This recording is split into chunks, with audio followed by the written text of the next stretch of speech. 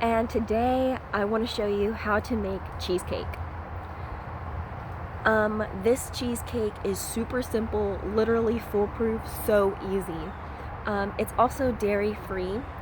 It's not allergen free, so if you have a nut allergy and you are allergic to cashews, don't do this recipe. I'm so sorry. However, for everybody else, this is a great recipe. It is literally so good. People that love cheesecake, like love regular cheesecake, loved this recipe, and they could not even tell that it was not real cheesecake. Like, they couldn't tell that it was a non-dairy cheesecake. It is so good, so creamy. If you're into like raw food, it's also a raw cheesecake, so there's no type of cooking, and like none of the nutritional things that are in some of these foods are lost during the heating process. Some foods are better processed by our bodies when they're cooked, and some are not. So this is a raw cheesecake, super easy, super simple. I will leave the recipe, the link of the blog of where I got this recipe from. Literally best cheesecake ever. I am doing a half size of the original recipe because I made the full recipe one time and it was great, but it was like massive, and me and my husband, it took us forever to like finish that cheesecake. It's like a regular sized cheesecake, but I'm gonna do like a smaller portion of that because we don't need that big of a cheesecake just for us two. You do need a blender to do it. You do need a blender for this recipe. It doesn't even have to be a powerful blender. Cashews are a super soft nut, so it does not have to be a powerful blender for this recipe to work. So I hope you enjoy this super simple, super easy process for making cheesecake. Some roasted cashews, they have already been salted, so I'm going to omit the salt in the recipe later since I'm using salted cashews. You can use unsalted and then use salt later in the recipe. It really does not matter.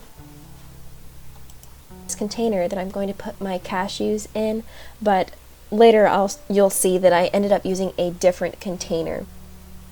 So I don't need the full amount of cashews that it calls for. I used 1 cup of cashews,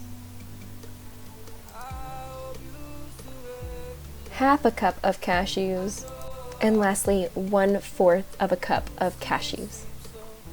We're going to fill this container up with water. That's why I went over to a new container. You're going to want a container that is big enough for your cashews to expand. When they soak in the liquid, they're going to get just a little bit bigger, and I didn't feel like I had enough room in the first container that I showed you. So this container, I have plenty of room for my cashews to expand, and I'm going to leave my cashews soaking in my refrigerator for a few days. You really only need to soak them for minimum 4 hours.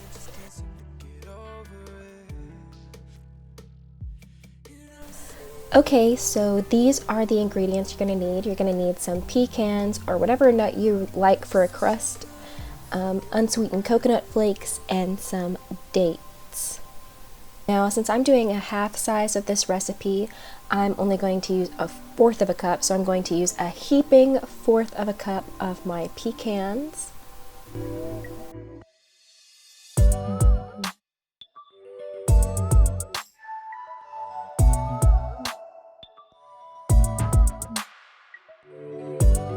Use a heaping 1/4 of a cup of dates. Use half of a 1/4 of a cup of unsweetened coconut flakes, so really 1/8 of a cup of coconut flakes. Tiny little food processor here. I do have a larger version, but since I'm making just a half size of this recipe, I thought using my smaller food processor would be better since it's not that much ingredients going in there.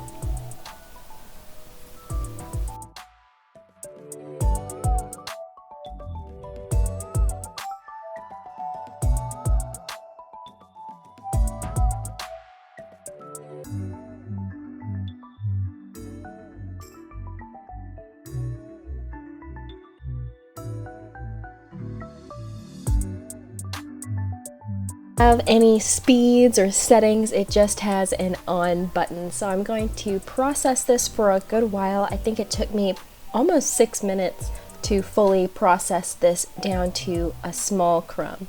I don't want any large pieces left in there. I want it to be a pretty small, like fine dice on all of the ingredients so that they can be smushed into the bottom of the pan for the crust.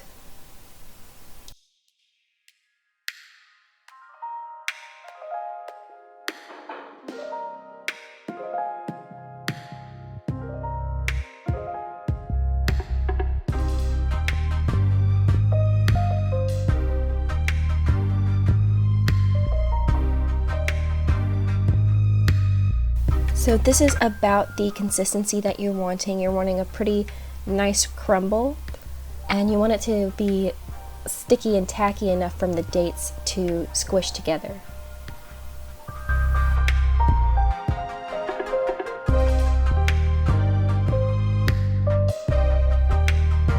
Form pan, and a spring form pan means that the side and the bottom are removable from each other.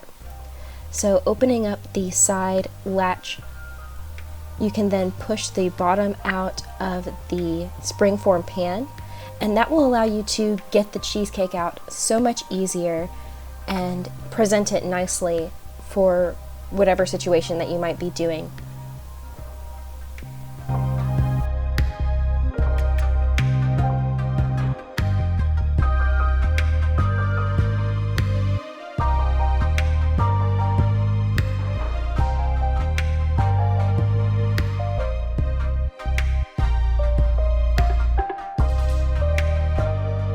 The crust mixture right into the bottom of the pan.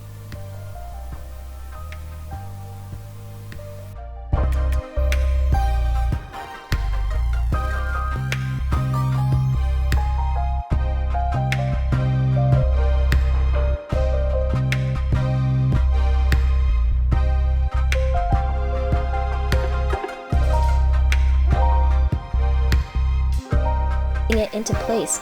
It's going to be a pretty thin crust. If you want a thicker crust, you can just use more of the crust ingredients. But this will be enough to cover your entire pan, and we want to make sure there are no holes, no open spaces. Just squish it into place so that it's covering the entire bottom of your springform pan. We are not going up the sides with this crust.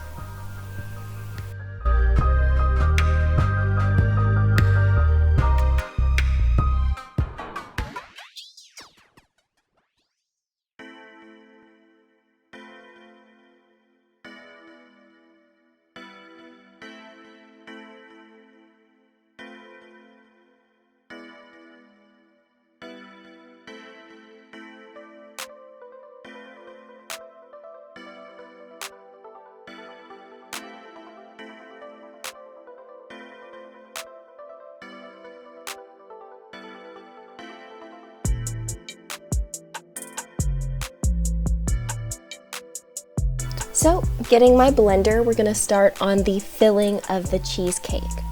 So these are our soaked cashews from previously, and I had mine soaking in the liquid in my refrigerator for 4 days. You do not have to leave them for that long. One day, overnight, or even 4 hours is plenty of time to soak your cashews. So then I'm going to use 1/3 of a cup of melted coconut oil,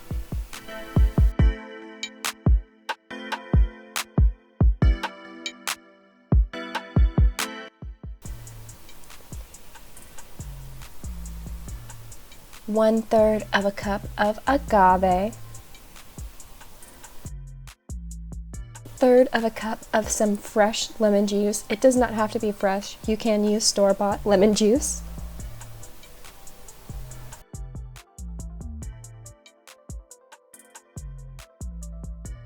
And 1 teaspoon of vanilla extract.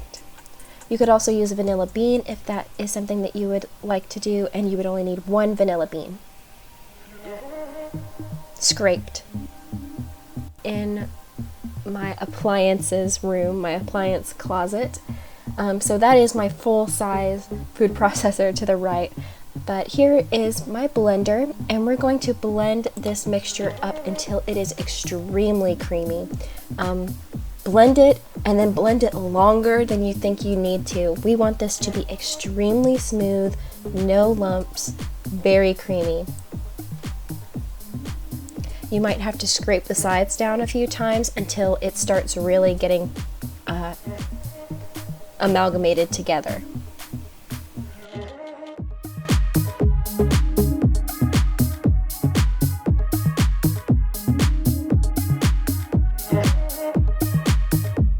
So here's the consistency I got.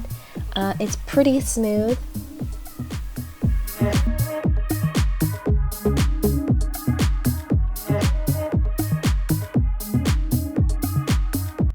And now we're going to pour our filling into the springform pan on top of the crust.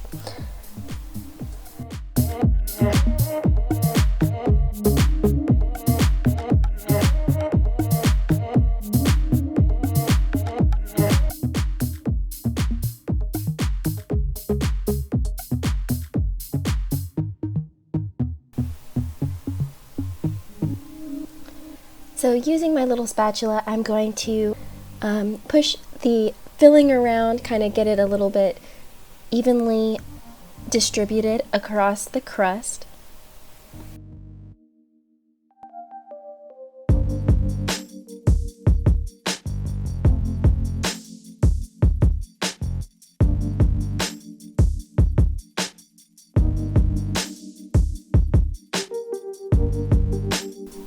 And then I'm going to shake it around a little bit to make sure that it's completely covering the bottom of the crust. We want it to not have any like gaps or air bubbles down there. We want it to kind of look uniform. Using my spatula just to make sure there are no lumps or bumps on the top of my cheesecake.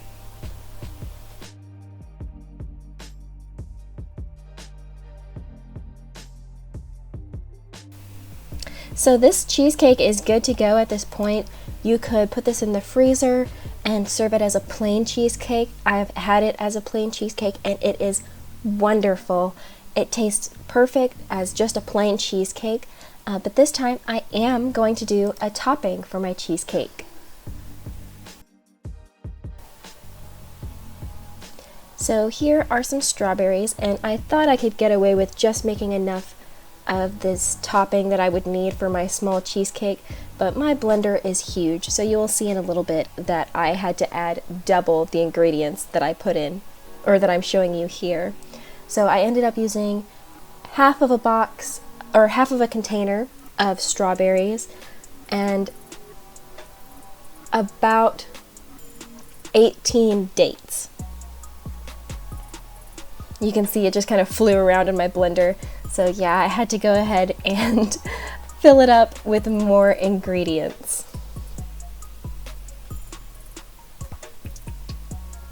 I did not add water. I have only put in the strawberries and the dates, and to be honest, it did not blend to a very smooth consistency. I recommend using a smaller blender. But I am going to go ahead and use this sauce, and I'm just going to scoop out only the liquid parts of the sauce, so I'm not going to get any of the lumps of the sauce into my topping.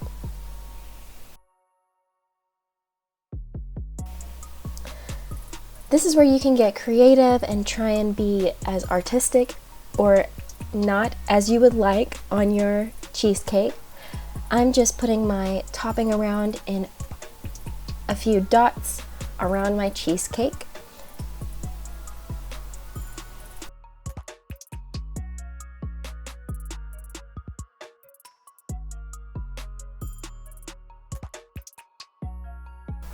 So once you've gotten the amount of topping that you want on your cheesecake, you could use any topping that you want. You could do nuts, chocolates, caramels, whatever you want, or even another fruit that you enjoy. Once you get your topping, the amount of topping you would like on top, if it is a fruit or a liquid, I'm just going to use a toothpick and try and do some sort of design. It's very abstract. It doesn't look very put together, but I think that it looks fine for a cheesecake, especially a homemade cheesecake made with love. I can't remember who I am. I hope you still recognize me. I know I've changed. Things seem so perfect when you're young. Now that I'm on my own, I see the. There we go. That's my finished strawberry cheesecake. And once your cheesecake is done, you're going to put it in the freezer. I did not wrap it with aluminum foil or put parchment paper on top because I didn't want to mess up the design. So I had some silicone baking mats, the 2 brown silicone baking mats that I stacked on top of each other to give it some coverage like a lid. Here is my finished cheesecake. I left my cheesecake in the freezer for about 2 days.